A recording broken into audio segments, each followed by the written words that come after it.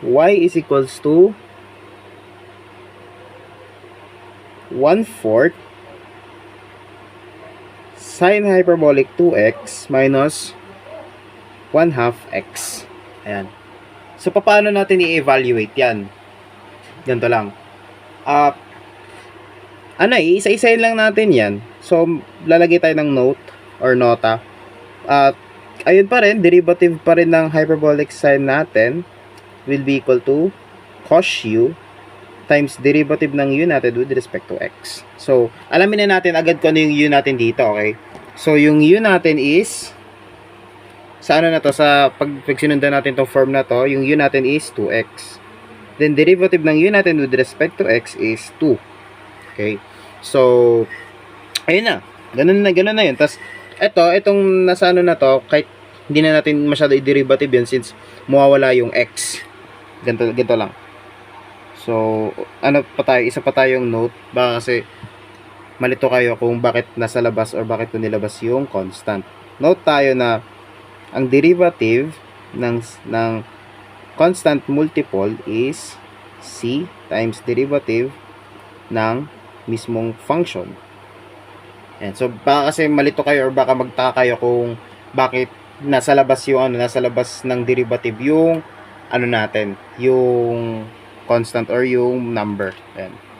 So 1/4 dito sa part na to, 1/4 times derivative ng sine hyperbolic u natin minus 1/2 times derivative wait. Nalimutan ko pala yung dx. Sorry. Derivative ng x natin with respect to x. Ito, 1 lang yan. Then ito, pipiraso-pirasuhin natin to. Okay. So, ano na lang yan? 1/4 times cos u times du over dx minus 1/2. Ano yung u natin? And ano yung u natin? 2x. So, 1/4 cosine hyperbolic 2x times yung derivative ng u natin with respect to x na 2 minus 1/2. Okay. So, ang pwede na lang natin gawin dyan is para may makakancel tayo dito. So, itong 2 magkakancel and itong 1/4 magiging 1/2 na lang yan. So, meron tayong 1/2 cosine hyperbolic 2x minus 1/2. Since same yung natin, yung 1/2 natin, pwede nating ilabas yung since common sila dito sa mismong na to cosine hyperbolic 2x minus 1. So, magiging ganito yung yung magiging formula niyan. May napapansin akong identity. Mag-note ulit tayo. Okay. Note na ang ito nag-assume lang tayo kasi parang somehow similar or somehow related yung yung hyperbolic and yung trigonometric when it comes sa identities nila. Okay, so trig tayo na 1/2 cosine hyperbolic 2x minus 1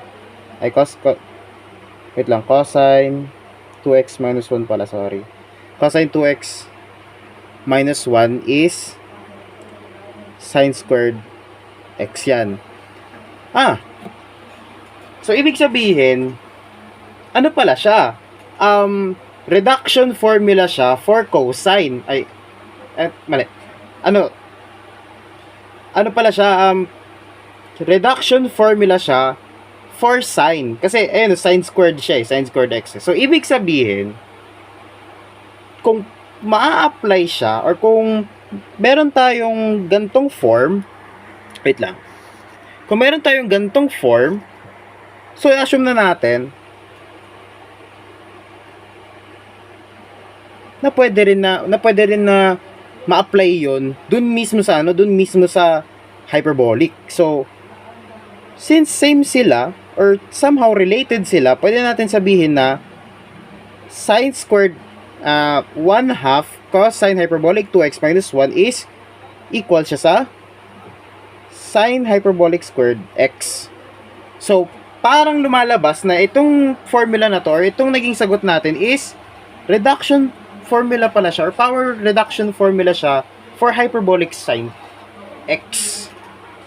So, run ulit tayo ng problem. One last problem, tas saka tayo mag-proceed sa sa supplementary problems.